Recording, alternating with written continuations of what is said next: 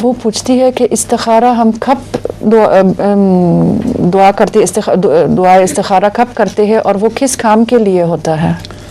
صرف ایک کام کے لیے نہیں ہوتا. جو بھی انسان نے کام کرنا ہو شروع نیا اس میں اس کو دعا استخارہ کرنی چاہیے. خاص طور پر بیاہ شادی کے موقع پر تو بہت ضروری ہے. لیکن لوگ یہ غلطی سے سمجھتے ہیں کہ استخارہ کا مطلب ہے استخبارہ. وہ کہتے ہیں ہم نے بہت استخارہ کیا ہے لیکن کوئی خواب نہیں آئی. استخبارہ کا مطلب ہے خبر مانگنا خدا تعالیٰ سے، اور استخارہ کا مطلب ہے خیر مانگنا. تو کوئی بھی دعا کریں، آپ کوئی نیا کام شروع کریں، اس میں خدا سے خیر مانگنی چاہیے. اس کو استخارہ کہتے ہیں. تو یہ کتنے دن کرنی چاہیے؟ جتنی دیر کر سکتا ہے کوئی. کون سی نماز؟ 40 دن تو رواج ہے عموماً کہ 40 دن تک استخارہ کیا جاتا ہے. عشاء کی نماز کے بعد؟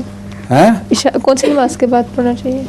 کون سی نماز کے بعد پڑھنی چاہیے؟ عشاء کے بعد پڑھنی عشاء چاہیے. کے بعد.